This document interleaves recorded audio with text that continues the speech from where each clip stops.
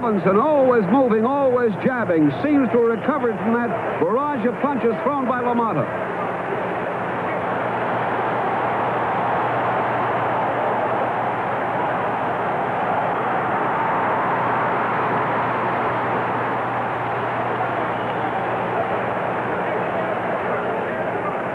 Round 12 was very close.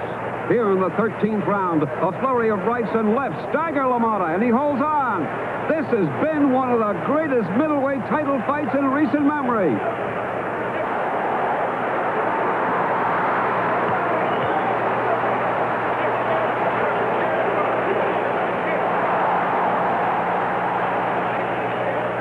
Here in round 12, the two fighters continue to exchange furious punches.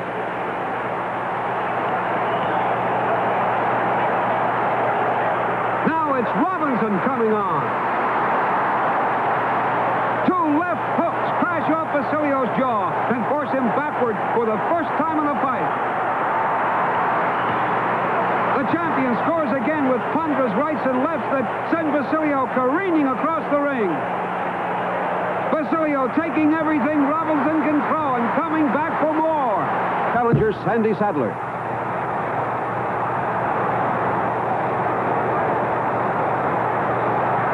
This is the third meeting of these two great featherweights. You can clearly see the marvelous boxing ability of Willie Pep in dark trunks.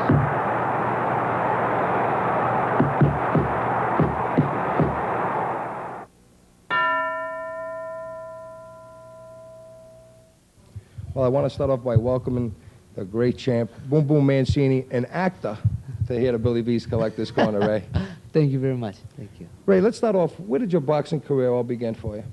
Well, I was born and raised Youngstown, Ohio, and a story that's been told once too many times, but I wanted to fight, you know, because my father was a fighter in the 30s and 40s, was the #1 contender in the world, 1940-41, and because of a certain event, namely World War II, he was the United title shot, which he was supposed to fight in February of 42, but got drafted in January. And consequently, I always heard about how my father should have been, would have been, and could have been world champion. So when I got, since I was a baby, I always said, I want to be a fighter and be a world champion for my father. So I was one of the few people who's been fortunate to live out their dream. Did you have any idols growing up? Yeah, a lot of sports idols, because I played my baseball, my basketball, my football. You know, I played all my sports year-round. But, you know, as a fighter, I had three idols. Other than my father, who was my ultimate, I had three idols growing up. You know, that was Tony Canzoneri, Rocky Marciano. Well, I should say four idols. It was Tony Canzoneri, Henry Armstrong, Rocky Marciano, and Roberto Duran. Wow. You know, those are my eyes I looked up to. And I think I did a good job. They were some of the greatest of all time. Well, you joined them, though, right? Yeah. I got to say, very focused. Who was the toughest fighters you ever faced in the ring? For me, without a doubt, the toughest fight for me was Alexis Arguello.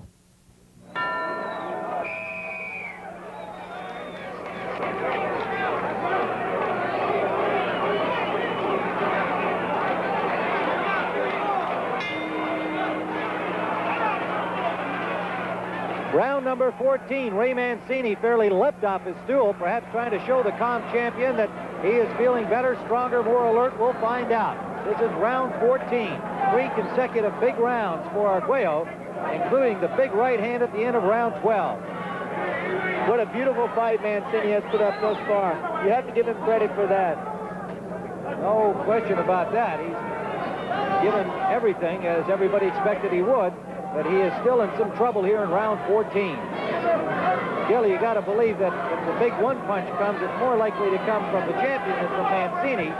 So it's truly uphill now for Mancini. Well, Tim, we had mentioned that earlier. You could be outpointing a guy like Arguello, and once you go punch to punch with him, all of a sudden he hits you with that big one and turns everything around. And that's just what happened in the fight.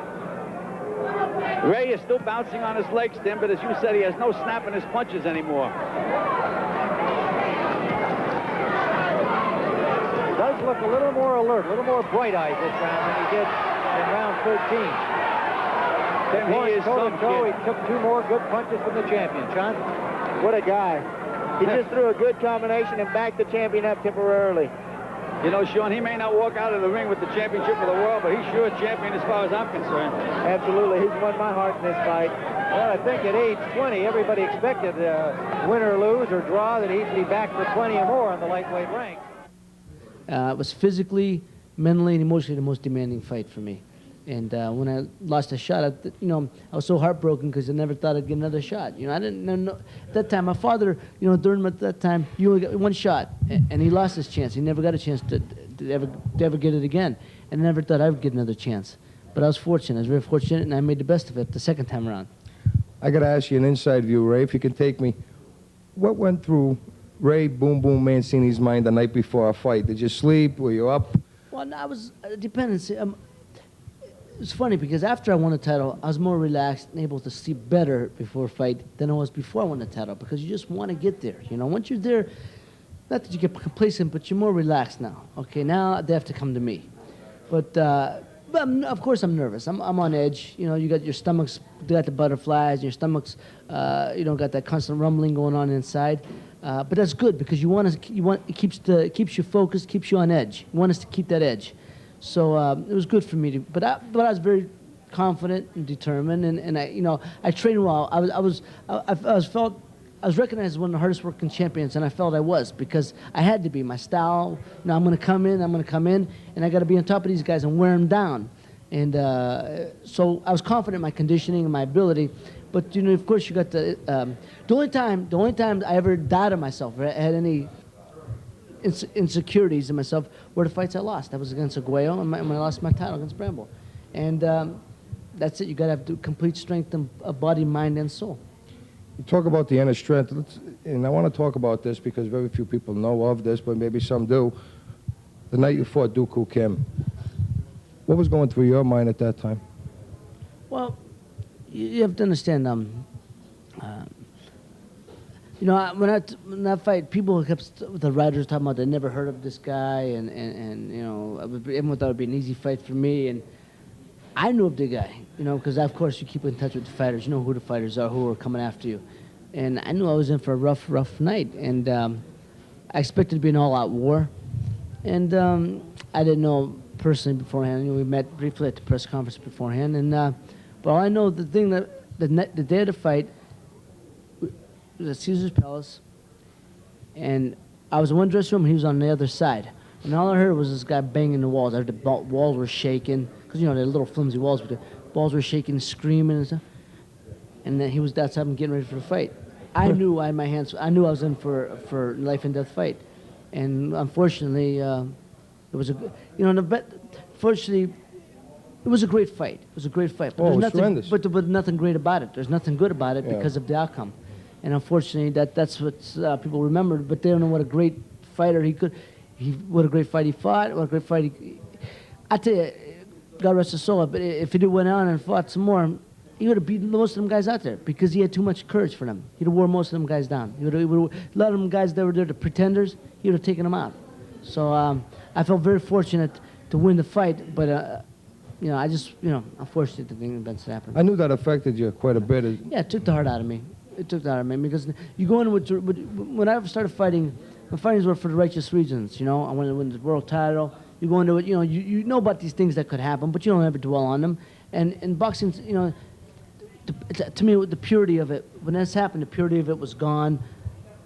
The things that you don't think about and dwell on were reality, and it took the heart out of me after that. I mean, I still fought with the same intensity I felt, but there was always a piece of me that was, the heart that wasn't in it no more because. How could it be? How could it be? Ray, let's take a lighter side here. How do you view the sport of boxing today compared to yesteryear? Well, boxing will always thrive. There's always going to be terrific fighters. I think there's a lot of talent out there, but I think the boxing in the early 80s, I'll be the first man. I come at a very good time. Very fortunate. There was a lot of TV dates. Boxing was news, so to speak, to the American public on mainstream TV, and I come at a very good time. So, you see one fight that can be seen by 60 million people worldwide. You get a couple fights. It was amazing to me when I went to Europe, how many people knew me, from all over Europe and stuff, and even in Asia because of the power of TV. You never know to recognize the power of TV. So I think there was more personalities. I'm not saying better fights, just saying more personalities, more people that I wanted to watch. and I think the fans wanted to watch. Now I think it's all contrived. You know, the guy wants to get his face, it becomes a contrived personality. He does some stupid thing, wears some goofy outfit into the ring. Or there's nothing natural about it. I think, you know, I think the fighters now, they don't fight as often because there's not enough TV dates. Yeah. So everyone's waiting for the big payday. I think a fighter's supposed to stay active, especially a champion. You want to be you want to learn your craft. You want to be sharpen it.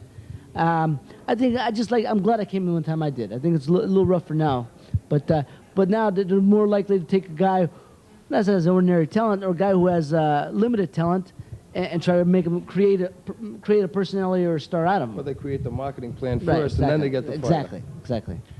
What's the most memorable night in your career? Oh, that night I won the world title. That was my ultimate dream, my ultimate goal. I mean, the day I won that'll be the greatest day of my life. In round one, the champion in red trunks scored repeatedly to the body and won the round. Here in round two, Chacon in blue is looking to counterpunch against the ever-pressing Mancini. Both men throwing bombs on the inside. This is what Bobby Chacon loves, to stand toe-to-toe and trade leather. But not even Bobby Chacon could be considered a punching favorite over Boom Boom Mancini, lightweight champion of the world. Mancini's not letting up for an instant. Chacon, trying to score, gets hit with a thunderous left hook.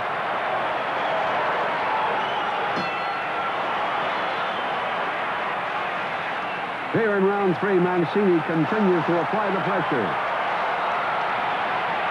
A pulverizing right by the champion and a barrage of punches.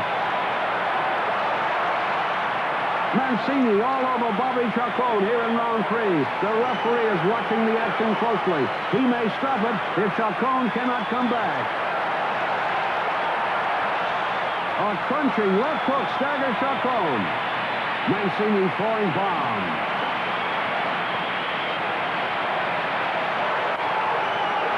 Chacon desperately trying to score.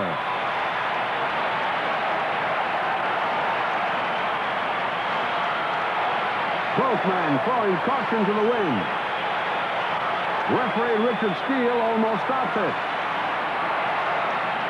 And he does. It's all over. Boom Boom Mancini scores a third-round knockout. Other than having my children born, that's the greatest day for me. Great. Let's take another flip side, the most regrettable night of the ring. Well, obviously it was like last year when I came back to do that last. But see, you have to say, I look at two phases. I was not an active fighter. I retired in 1985. Yep. I came back in 1989 to fight Hector Camacho, but that was personal. You know, I never want to say what if. I wish I would have, could have, or should have, or that type of thing. Then when I came back to fight Greg Hagen in April of '91. Like I said, that was that one was not personal. It was just I wanted to see if I could still fight and train like a world-class athlete. Well, I trained like I was one of my greatest training camps, but I had the heart for it. I didn't have the mind for it. Yeah. So the one thing that did it, the only good thing, the only positive thing come out of it, it resolved it for me. But I regretted that, and you don't want to look back with regrets. In a sense, you say, hey, I regretted fighting because I embarrassed myself. I always said I wanted to go out on my terms, and that one I didn't. I was. Basically, that was it for me. You know, I just showed that I didn't have it anymore, and I regretted taking that chance. But again, you don't regret. You can have regrets. I'm glad I resolved it for myself. So, but if you want, I guess it was the most regrettable fight I ever had. Sure. Is a chance after that regrettable night to redeem yourself. How does Ray Boom Boom Mancini, champion of the world, want to be remembered? That's arguable. Well, you talking as a fighter, as a person, or as a fighter, and then as a person.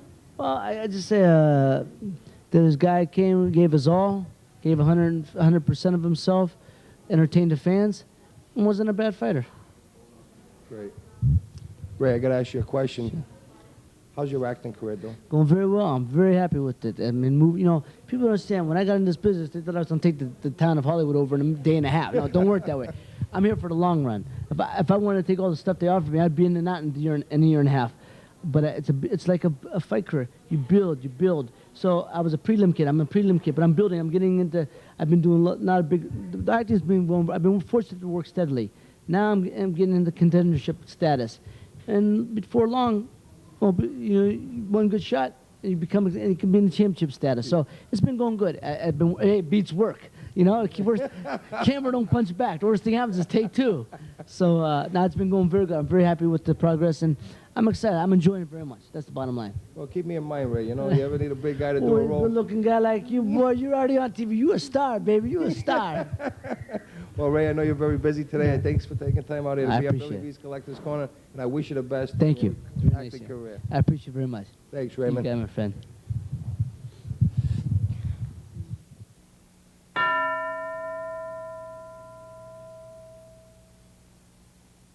Well, one of the all-time greats here, as far as known as the Will of the Wisp, Willie Pep. Willie, I want to start by welcoming you here to Billy V's Collector's Corner. Billy, it's nice to be here. What can I tell you? Hey, where did it all begin? That's what you can tell me, Will. Well, it began in 1922 when I was born.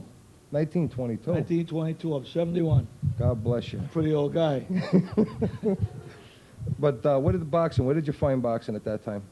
Well, when I was a street kid, I started boxing on the streets, went to the gym, and I liked what I was doing. All of a sudden, I became a fighter. How about that story about when you went to fight your dad, you needed money? Well, things were pretty rough. My father was working with the WPA, and so one day I boxed, and they gave me I think I got about $8 or $10. So I brought it home. The old man said, "Where'd you get this $10?" I said, "Pa, I boxed." So he gave me a couple of bucks, and he said, "Willie, see if you can fight twice a week from now on," which was a lot of money at that time, $10. Yeah, That's funny. That's how it began. Did you have any idols growing up, Willie? Anybody you looked up to in the ring? Well, when I was fighting, the champs were Lou Ambers, Tony Canzoneri. So naturally, they were lightweights. And I picked them as idols, as I wanted to be like them. Sure. And that's where it started. Sure. Who was, when we talk about, some of those fighters, who was the toughest fighter you ever faced, Willie? Billy, that's a hard thing. I boxed a lot of tough guys. I think my ex-wife was the toughest guy I ever fought. She never got hit a punch. She got all the money. So that's a pretty good.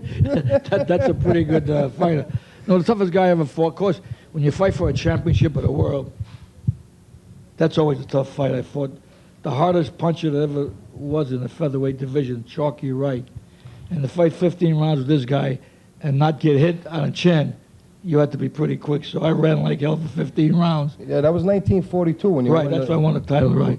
What did you feel at that time? What was the Well, feeling? I was 20 years old, and I won a championship of the world. It was a big, big thing for me to win a title at 20 years old. I didn't know how great it was, but I was champ, and I tried to be like a champ. I wanted to spend all my money, and that's what happened. I got to pick your brain a little bit. What goes through your mind the night before a fight, laying in bed, or do you sleep? Sleep. I'm walking around the bed all night long. No, I'm a little restless. I guess all the fighters are alike. They can't wait to get it over with. And once you get in the ring and the bell rings, you're there for a purpose, and you do what you got to do. Take me back to January 8, 1947. A lot of people don't even recognize you were in a plane crash, and at the same time, you're known originally as the Comeback Kid. Well, it started 1947. I cracked up in Middleville, New Jersey. Now, look how lucky I was, Billy. We cracked up in Middleville, New Jersey. There's no, it's all houses up there. We happened to land in a little wooded area, a little park, and he landed in the park and ripped the plane apart. But otherwise, he'd have ran into a house, and that's if you hit a house, you're gonna burn up. And in that plane crash, you broke your back, right? And my leg. And your leg, and a few people. Compound fracture of my What, did leg. 3 people die in that plane crash? 4 or 5 people died of that. Wow. We had it was a 2-motor job. This is before the jets, and I think we had 22, 25 people on the plane. 4 dead, 5 dead, and everybody I got hurt. Wow, that was quite an experience. Yes, it was. Very traumatic. I want you to take me back one more step, Willie. October 29th, 1948, you go against Sandy Sadler. You lost the featherweight title. What happened there? Because a lot of people at that time, especially you coming back. That's what I wanted back. Yeah. Well, I had boxed him before, and he stopped me in 3 rounds. No, that was the 29th I'm talking about. October 29th, 48, when you lost. You lost to Sadler. I lost because I took him too lightly. The guy, I had beaten 3 guys that had beaten him. And I was training with a guy that had beat Sadler. I used to train with him every day, Humberto Sierra. And he said to me, "Willie, you won't have no trouble." But yeah, I had one guy's meat, another guy's poison.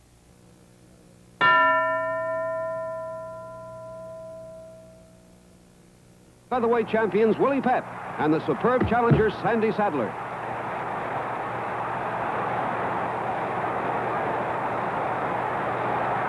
This is the third meeting of these two great featherweights. You can clearly see the marvelous boxing ability of Willie Pep in dark trunks.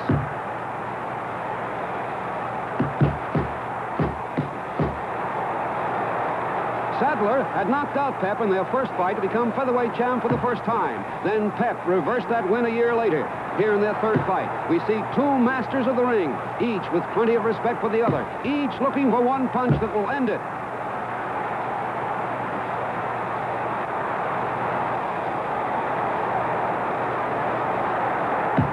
Pep here demonstrating the speed and footwork, which are his trademarks.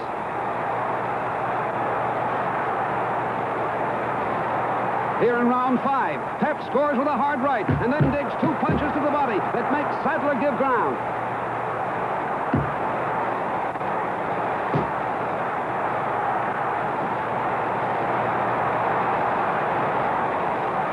In round 7, Willie Pep and Sandy Sadler both show their superb boxing skills. Sadler has had 23 fights since the last Pep fight. 23 fights in a year and a half, winning 18 by knockouts.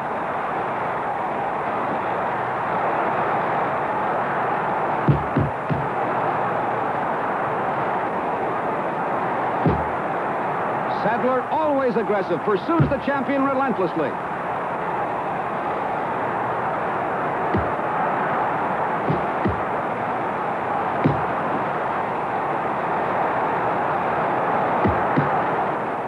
This guy destroyed me.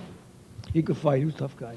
Then big day came. February 11th, 1949. You won the title back. Yes, that's big. Against Sadler. That's the biggest day of my life. I went 15 rounds, and I got lucky. What did you I got lucky. Did you? 15 rounds with a tough guy like that, you got to be lucky. You know, it's funny you say that. I think you were telling me a story one night we were having dinner about Sandy. He was a tough guy. Was it Sandy that you stepped on his foot? And you know well, that's the only place. I boxed Sandy, you know, I hit him on the chin, he kept walking in. I hit him in the body, he kept walking in. Accidentally, I stepped on his feet, and he said, ouch. So I stepped on his toes, and he wouldn't get near me. He told the referee, he's stepping on my toes. The referee said, come on, fight. So that worked for a little while, but then that was over with. You know, you were pretty renowned, and you pretty much defined the movement that a lot of boxers use today, the hit and move, hit and move. Going back 1946, and I think this was very interesting. A lot of people may not know. July 25th, you fought Jack Graves. And in the ninth round... I fought him in Minneapolis, Minnesota, his hometown. And you won the round without even throwing a punch, I Willie? told the writer, who was at ringside, Don Riley was the writer's name, I wasn't going to throw a punch in the third round. Of course, if things got rough, I was going to throw a punch. But the longer the round went, the easier it came. He fell down, he went through the ropes. He never hit me a punch, so I never hit him a punch. At the end of the round, the three officials gave me the third round. I never threw a punch. And that's impossible. I'm very proud of that. And, yeah, that's no other great fighter in this world ever tried that. That's incredible, though. tried Going it. around without even throwing a punch. Not a punch. Looking back on all these great feats that you've accomplished, Willie, is there any one moment that you can have that sticks out in your mind? Well, you know, you win a title, that's always a big, big event in your life. Then, of course, Sandy beat me for it. Winning it back, I guess, was one of the great times in my boxing career. It was 15 rounds. I was all cut up, but I won the fight, and that's probably a great moment for me. Let's take the flip side now, Willie. I'm sure most people haven't. What's the most regrettable night in the ring? Oh, I can't tell you that because I don't think fighters have regrettable. Anyway, they go out to win. Of course, when you lose, that's regrettable. But I can't remember. I couldn't tell you about Billy. You know, when you talk about and reflect back into the ring, what goes through your mind before as you're making your way to that ring, Willie? What goes through it? Well, a lot of things go through your mind. You know, you're going to fight a fight. You don't know what's going to happen. You got to get in the ring, and once the bell rings and you're out there moving around, you got a pretty good idea what's going to happen, and then you're on your way. I got to ask you because I respect you a lot. Does a fighter know what the word fear means? Is there scared? Do fighters get scared? Fighters get nervous and they're upset. But to get in the ring and fight, you can't be scared. Mm-hmm. You can be upset or you can be very, very nervous, which I was always nervous. But once the bell rings, you're going to do a job. If you're scared, you ain't going to be in the ring. You know, that's not the word you use with a fighter. nervous, upset maybe, but not scared. He's not going to get in the ring if he's afraid. Before we go in closing here, you got to tell me a story, which we shared at dinner, and I really appreciated this. You and Rocky Marciano in Las Vegas, when you were out there. Well, Rocky and I were very good friends, and I really miss Rocky. So we were in Vegas one month or 1 week, and of course we went to see the show. And after the show ended, a couple of girls came over, nice girl. We're talking, and I'm sitting next to this girl who's talking to Rocky, and she kept saying to him, "Gee, Rocky, I didn't like the book, but I loved the movie." And Rocky said, yeah, baby. Rocky was funny, yeah. So they went to the ladies' room. So I said, Rocky, she said, Willie, she says, keep quiet. She thinks I'm Rocky Graziano. To this day, this girl don't know she went with Rocky Marciano to Rocky Graziano. He was a wonderful guy, Rocky Marciano. He really was. Willie, how do you want to be remembered? The great Willie Pep, after it's over. Well, if they say the great Willie Pep, that's enough remembrance for me. To be great, and people think you're great, that's got to be enough for me. Well, I know one thing. You got a lot of respect out there in the sports world from not only the sports fans, but big enough for myself, Willie, because you are one of the greatest. Well, thank you, Billy. And it's nice to be here with you, Billy. And I thank you very much for taking time out to be here on Billy V's Collector's Corner, Billy. Thank you, Billy. Anytime. All right, pal. Right over. Thanks, Willie. Right over. What you got?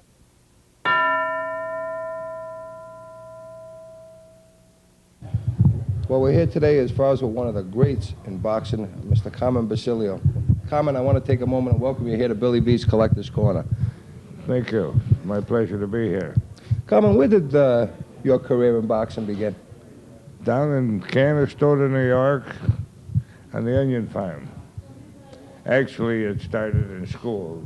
We had a high school boxing team, and even before that, before I was old enough or big enough to box on a high school boxing team, this history teacher used to take all us little kids and match us up according to size, and we would box exhibitions before the high school team competed against other high schools. And that was the beginning of it.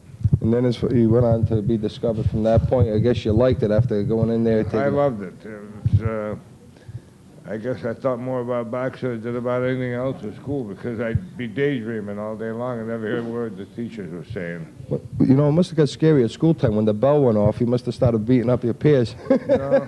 I'm only kidding. It never got that way. Did you have an idol growing up, Carmen? Pardon me? Did you have an idol growing up, somebody that you looked up to? Jimmy Braddock was my idol. Jimmy Braddock had... it was a long story. I was at the age where I was just starting to, read the sports pages and follow boxing every night when I got home to get the newspapers. The first thing I did was went to the boxing results to see who fought the night before. And Jimmy Braddock, it was during Depression days, had retired from boxing and he was working for the WPA. Now, I don't know if you've heard that expression. Yes, I have. It was a government work project where they got $12 a week so they could survive on that. And he came out of the WPA, made a comeback in boxing, and won the heavyweight championship of the world. And Jimmy was my idol. So you adopted him from there on. And Right. who was the toughest fighter you ever faced, Carmen, in the ring? Well, everybody's tougher in a different way. One guy is a good puncher. One guy is very durable. One guy is very quick and running and a hard guy to hit. I like to break it up. Ray Robinson probably was the hardest puncher. He was the tallest and most leverage of all the guys I fought. Tony DeMarco was a very good puncher, one of the hardest punchers. Gene Fulmer was probably the hardest guy to fight. Was strong, unorthodox, had everything wrong, but it was right because he followed your timing up. And without your timing, you're out of business. Of course.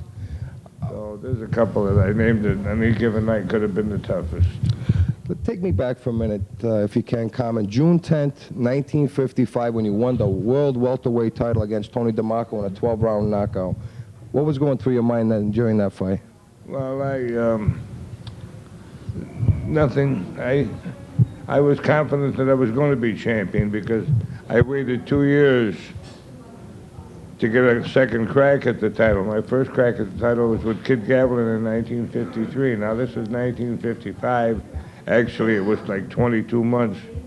I waited because Gavilan bypassed me and he lost, fought Saxton, and he lost it to Saxton. Saxton bypassed me and fought Tony DeMarco for an easier fight, and DeMarco knocked him out, so that backfired. And then Tony had to fight me, according to the Boxing Commission rules.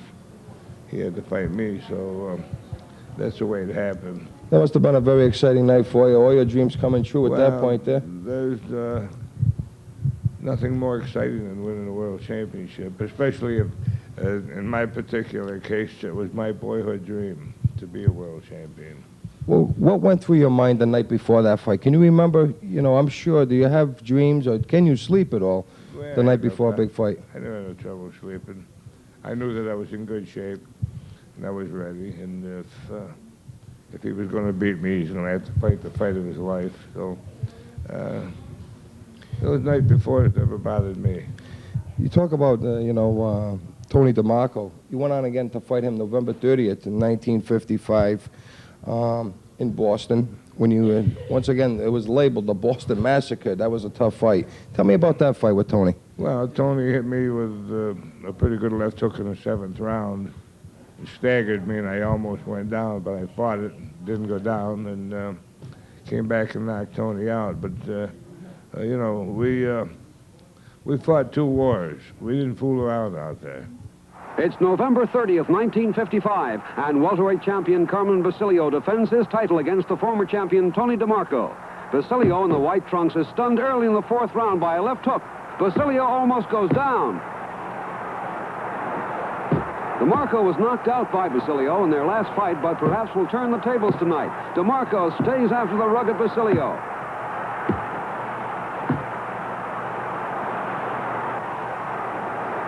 Round 8 is full of the same sustained action. First Basilio lands, and then DeMarco. This is a real exciting fight. Not too much of a chance of a decision in this contest.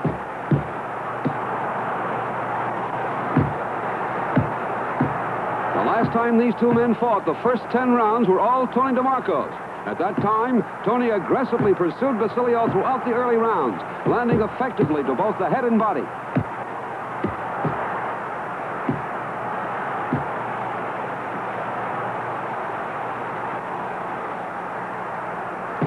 Here in round 12, we have 2 courageous fighters still going at it. The champion Basilio has weathered the storm and is forcing the action. DeMarco appears to be very tired. Basilio, always in good shape, rakes DeMarco from all angles.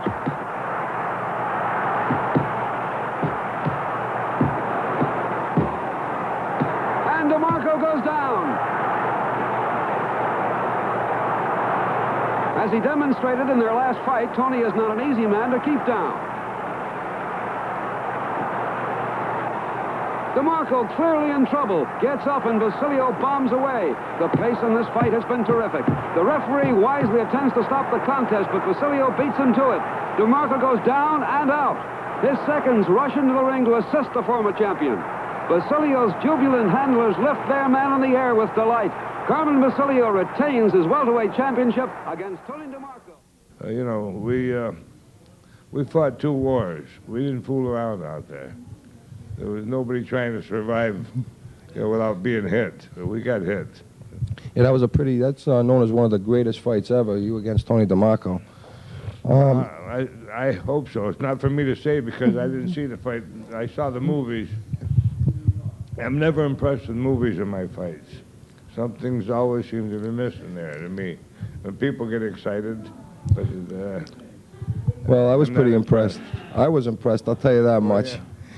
Carmen, going back to March of 14th, 1956, when you lost the welterweight title to Johnny Saxton in a 15-round decision. Then you went to September 12, 56, and then you won it back. What kind of fighter was Johnny Saxton? Johnny Saxton was a good fighter, a good puncher, very, very quick. But I got the business that night. I had him out on his feet at the end of the 3rd round. And we came out for the 4th round, and this corner had taken to cut the glove. They came out for the 4th round. The stuffing was coming out. They stopped the fight for 20 minutes to put a new glove on him. And they took their time, and he'd come out of it. Wow, that was legal then? 20 minutes. They got away with it. And he ran and ran and ran. and they stole the fight on me. But then you stop to look at it, they did me a favor because I fought them 2 more times. I knocked them out 2 times in a row to prove that they were wrong in Chicago. Okay. Going back, let's talk about how do you view the sport of boxing today compared to when you used to fight, Carmen? Well, today's fighters don't have the experience that we had. You know, I was even last night with Boom Boom Mancini. They were naming off a number of fights. He had 27, 28, 30 fights. You know, and he was lightweight champion of the world. In my days, and even I didn't have that. And I had 55 fights before I got my first world championship fight. And the fighters them days had much more experience. They were better fighters because of the experience. And I think today's fighters, if they were around fighting guys like not only me, but Jake LaMotta and Willie Pepin, all the other great champions, they just wouldn't have the experience to stand up. Of course, we are seeing competitive matches on TV because they're fighting another fellow with the same amount of experience. But, if they were in there with guys like I just mentioned, they'd have a lot of trouble. You know, you talk about years ago compared to today. How about the money situation? What do you guys get paid back then for purses compared to the millions of dollars that are floating around today? Well, hey, I fought one night for $90, 10-round fight. $90.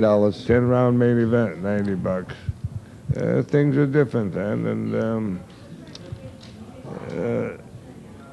we're very fortunate that the kids fighting today are very fortunate today that there's money around that they can at least go home and pay some bills with. Was it the money or was it for the love of the sport that you fought, Carmen?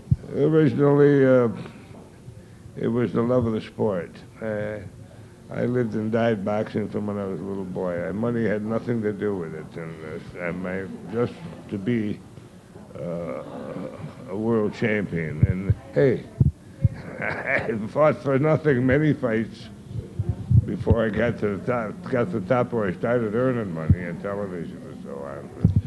But it took a while. I had plenty of tough days. I worked in a factory and trained at night. Oh my God, 2 and 1. Let's talk about September 23rd, 1957. This had to be one of your biggest days in your life and in your boxing career. Sugar Ray Robinson, when you won a 15-round decision. How did you feel that night? Going through that fight, what was your strategy? Go after him. Don't give ground to him because he's very tall, and I couldn't back away from him. I had to keep pressuring him and chase him, make him give ground because of his additional height. And making him come forward and giving him punching power, too. But the big thing about that night was my boyhood dream came true. Sugar Ray Robinson in white and Carmen Basilio in black have been slugging it out for 10 brutal rounds. Here in round 11, the battle continues. Dynamite punching by Robinson. Basilio covers up. Unbelievably, Basilio comes back with a torrent of punches that force the champion back against the ropes. It's all Basilio here in round 11. Champion Robinson getting hit with punches from all angles. Welterweight champion Basilio wants that middleweight crown right here and now.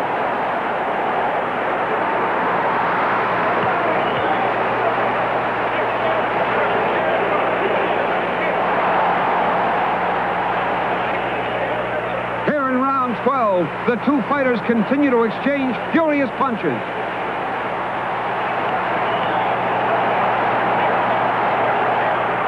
It's Robinson coming on. Two left hooks crash off Basilio's jaw and force him backward for the first time in the fight. The champion scores again with ponderous rights and lefts that send Basilio careening across the ring. Basilio taking everything Robinson can throw and coming back for more.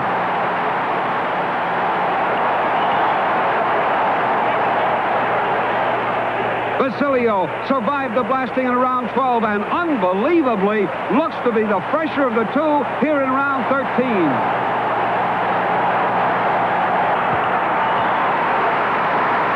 Deadly punching by Basilio forces the champion to back off.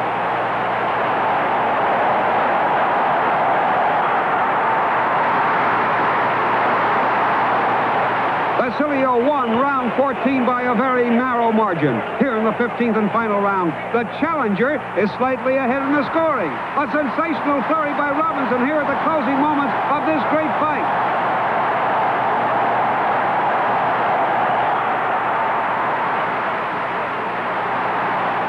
Basilio scores on the inside and hurts Robinson. Ray holds on.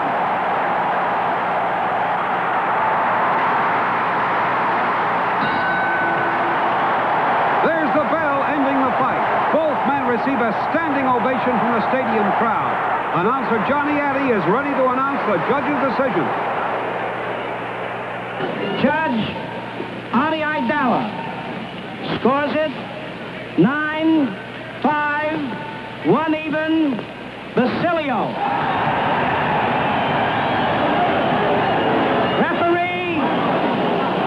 Referee Al Burrow scores it 9-6, Robinson.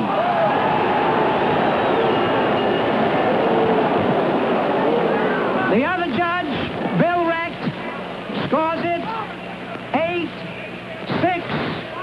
1 even, the winner and new middleweight champion of the world, Carmen Basilio.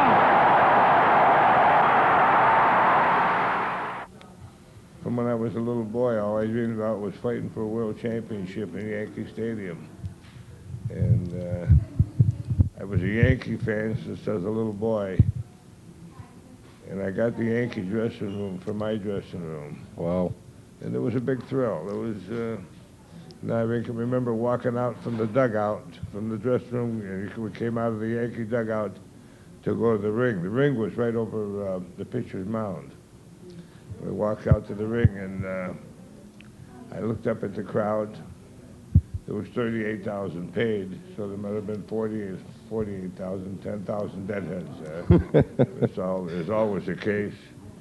And I got goose pimples, and I said, looked up, I said, my boyhood dream is coming true. And it was a great thrill, just coming out of that dugout like that. I could only imagine. You give me goosebumps just thinking about it, especially they're all there watching you as well, Carmen. So Yeah. you stepped up that night. You went up from a welterweight to a middleweight champion. Right. I weighed 153 and a half that night, and if we stop and look at the record books, I'm the shortest and the lightest ever to win a middleweight championship. I was going to say that. A lot of people don't know that. That was all that leverage that you had as far as being that short. You came from all the way from your hip. I had to stay in close with him. What did it feel like, especially you won the middleweight championship of the world, the biggest night of your life, and then you had to relinquish the welterweight crown because the boxing commission in New York State wouldn't allow you to have 2 titles at once. Did that bother you? Yes and no. In a way it did, in a way it didn't. Today you can hold 5 titles. You know, things are different today too. The rules are different. No, because I was having trouble making 147 pounds, and the last time I made it, it was in Cleveland, Ohio, against Johnny Saxton, and I told my managers, I'll never go through this torture again, getting down to 147, because, you know, in the Cleveland fight, 3 days before the fight, I weighed 152 pounds. I had to take off 5 pounds in 3 days, you know, and the working part isn't bad. That's normal training, but it's the dehydrating yourself, going without liquids for 3 days. All I had was a cup of tea with my breakfast and a cup of tea with my dinner for 3 days in a row. And let me tell you, you know, you can be hungry and drink liquids, and you can be all right. But there's nothing worse than being thirsty. Yeah. I'll tell you, Well, you knew somebody was paying. Of torture. And I was in a hotel, excuse me, in Cleveland, and you know, the guy upstairs taking a shower, the guy next door is flushing the toilet, and everything you're thinking of is water. And that's really a mental torture too. So I said I'd never do it again. Well, that had to be something, especially put your body through that, and I guess you must have really had to love what you were doing in order to do that. Yeah. What was the most regrettable night in the ring to you? I don't think I ever had any regrettable nights. Of course, losing is regrettable, but yeah, that goes with life, winning and losing. I got to ask you a very renowned statement here, and I can answer it, but I want you to answer it. How does Carmen Basilio want to be remembered? He's a good person. That's all. How about in the ring? Is there any statement that you one person want to make? Well, they know that they remember me as an aggressive crowd pleaser. So that's the way I want to be remembered. Well, Carmen, I know you're very busy. At the same time, I have to tell you, from my heart, not only my heart, but all the sports fans, you're a living legend. At the same time, you gave us a lot of great memories, and your legacy will live forever. Well, I don't know about that, but it's nice to hear. It's not for me to say. Well, you live in mine, that's for sure. Thank you. Thanks a lot for taking the time to be here on Billy V's Collector's Corner. Thank you, Carmen. You bet.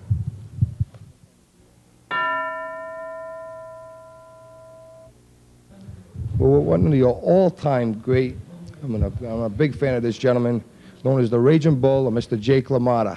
Billy V. Who's Billy V? Who's Billy V? I don't know. He was here a minute ago, Jake. I tell you, I want to welcome you here to Billy V's Collector's Corner, Jake. Yeah. You know, you're a busy man. How often you have this thing? This here, we're on 7 days a week. 7 days a week? Yes. All right.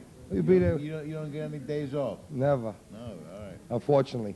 Jake, tell me about where your boxing career began.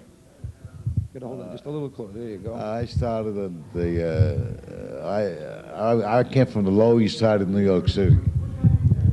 And my boyhood chum was Rocky Graziano. And when we were kids, we were very sophisticated thieves. We would only steal things that began with an A, like a bike, a car, fur coat. That's how we both ended up in a reform school together. That's true. We did end up in the same reform school. We also invented rock and roll. First we hit you over there with a rock, and then we roll you. And that's part of our routine. I do stand-up comedy. I can tell you're pretty humorous. When I did it in the movie, De Niro did it me doing stand-up comedy very bad. And it was true. When I first started over 35 years ago, I was doing stand-up comedy, and it was very bad. So I said to De Niro, why do you have to do it so bad? People think that I'm doing stand-up comedy and I'm doing it this way. He says, no, he says, you gotta be correct. You gotta do the right thing. So a lot of people that saw the movie, they think I still do stand-up comedy and I do it bad. But after 35 years, I improved a little bit. Yeah, you got good at it now, Jake. Jake, who was the toughest fighter you ever faced in the ring? My wives. I had a tough time with my wives. I was married 6 times. You too. Willie Pep was married 6. Between Willie Pep and I, we have 12 wives. You must have had a jeweler nearby for all the diamond rings you bought. It must have been a good friend. Tough fights. I fought a lot of tough guys. Is there one guy that sticks out in your mind? Not really, because most of the guys I fought were big guys. You know, I fought a lot of light heavyweight contenders, and but the big guys were easy for me. Little guys gave me trouble. Let's talk about the money back then. What kind of money were you fighting for, Jake? Well, let me explain. Let me say it this way. I had over 100 fights, and I made less than $1 million in 15 years of fighting. Wow. My biggest purse was $75,000, losing my title to Sugar Ray Robinson in Chicago in 1951 on St. Valentine's Day. Yeah, we're going to talk about They that. called it the St. Valentine's Day Massacre. Yeah, I know. That was a hell of a The referee fight. stopped the fight in the 13th round while I was still on my feet with Robinson pounding me up against the ropes. If the referee held up another 30 seconds, Robinson would have collapsed from hitting me. Jake, what went through your mind the night before a fight? You know, you're laying there. Did you lay down? Could you sleep? You know. Well, most of the times it was all right. I slept. I wrestled pretty good. Well, a couple of times when there was something, when I had problems making weight or something, then it was restless. But it wasn't that bad. It was all right. How do you view the sport of boxing today compared to when you used to fight, Jake? How? Yeah. Well, it was a lot tougher in my day. Today they're pretty careful. They try to be pretty careful. They stop a fight way before they should, and things like that. Now, if I was fighting today, I would have to change my style, because I used to fight like I made believe I was hurt, and then the guy would open up, and then I would come right back at him. But if I did that today, they'd stop the fight. They think I'm hurt. I said I would have to change my style. Unreal. Jake, all the great times that you had in the ring, is there any one that you can consider the most memorable? Well, I had 3 great moments in boxing. 3 great. One was when I won the middleweight title from Marcel Cerdan, the greatest European fighter that ever came out of Europe.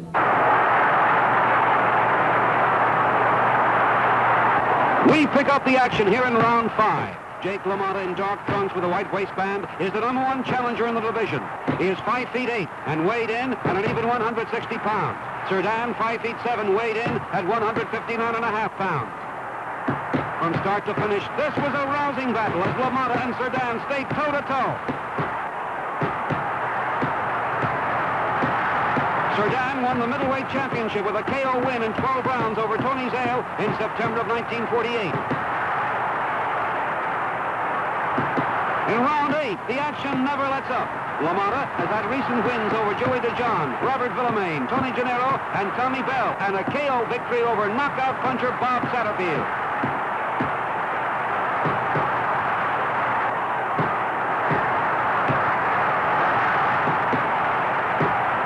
Cerdan was a courageous boxer. In this fight, a fall in the first round injured Cerdan's left shoulder. You will notice he can't use the arm at all. Cerdan throwing only 1 punch, the right. LaMotta knows it, and although he respects Cerdan, he wants that title. In round 9, LaMotta, always a great puncher, stays close, trying to minimize Cerdan's right.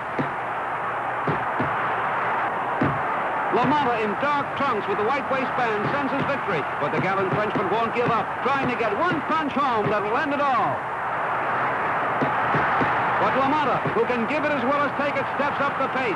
Cerdan still unable to use that left hand, still using 1 arm, his right. The end comes dramatically in the 10th round when Cerdan cannot answer the bell. His left arm, injured in the fall of the first round, proves Cerdan's undoing, and Jake LaMotta is the new middleweight champion. When I was defending my title against another Frenchman by the name of Laurent Tortuil, with 23 seconds left of the 15th round, I could not win the fight. When I knocked him down, they counted 10. There was 13 seconds left. I was very, very lucky to win that fight. That's the second one. September 13th, 1960, Detroit, Michigan. Jake LaMotta defends his middleweight championship against Laurent Tortuil. The title is on the line, but LaMotta is far behind on points going into the 15th and final round. LaMotta has won only 4 rounds up to this point in a bruising fight. LaMotta appears to be very tired, sagging against the ropes. He seems ripe for a KO. But is LaMotta playing possum? Tortuil, a good boxer-puncher, has beaten LaMotta before. Back in 1949, the Frenchman took a 10-round decision, and tonight only has to last the round, and he will be crowned the new middleweight champion.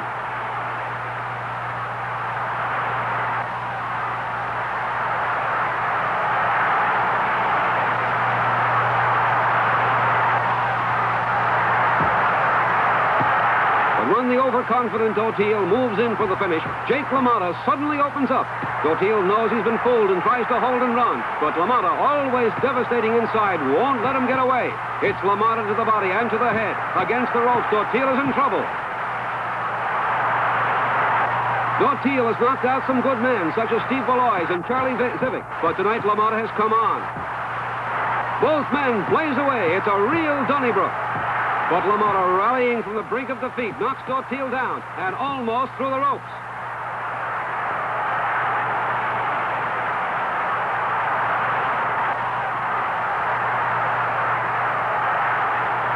And LaMotta scores a dramatic knockout over the very capable Laurent Tortuil.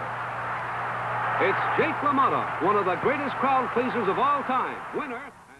And the third was when I was the first guy. I was the first guy to beat Sugar Ray Robinson. That was another thing. So I had three great things. Talk about when you beat Sugar Ray Robinson. What was going through your mind during that fight? When I beat him? Yeah, when you beat him. Oh, I really knew I was beating him. I really knew I was beating him. I fought him 6 times, and I had him down 3 different fights. He never had me down. And but he was the greatest fighter, really, pound for pound that ever lived. Great. LaMotta has Ray cornered and opens up with hammer-like blows. Punches rain from all angles as Robinson attempts to ward off the infuriated champion. Unbelievably, Robinson comes back with a combination that stops the champion in his tracks.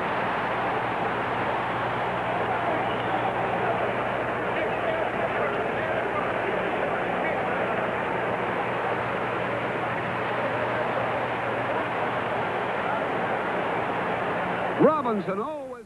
I got to ask you, Jake, how does Jake LaMotta, the Raging Bull, want to be remembered?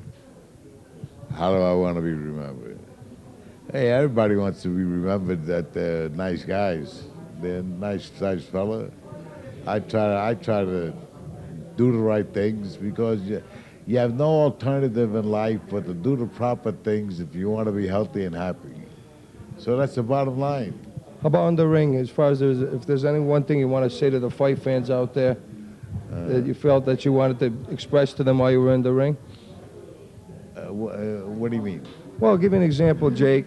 You know, that you gave it your all. They got their show. Well, they know that. Most people in my era, I tried to give everything I had. They know that. I try to give a good performance. I try to do the right things, and what happens happens. But you always try to do the right things. Well, Jake, I know you're very busy. I got to ask you one thing before I let you go here. In the movie, do you really like your steak charcoal? Oh, you remember that part. No, that was edited. No, I like my steak medium. All right, just checking. Well, Jake, I know you're very busy. Have a great time here today, and thanks a lot for being on Billy V's Collector's Corner. Okay, good luck to you. Thanks, Jake. All right.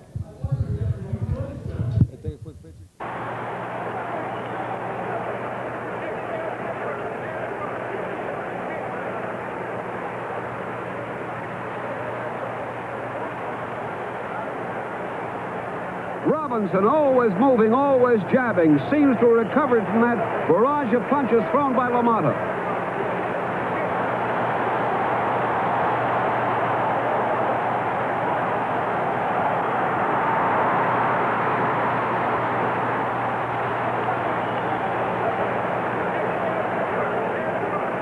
Round 12 was very close.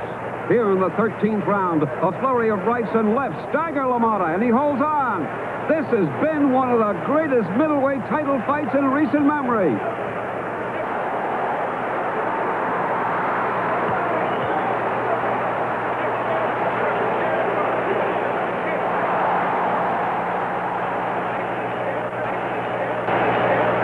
Here in round 12, the two fighters continue to exchange furious punches.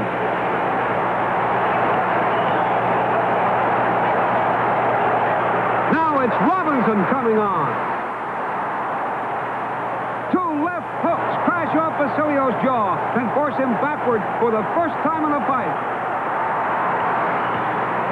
The champion scores again with ponderous rights and lefts that send Basilio careening across the ring.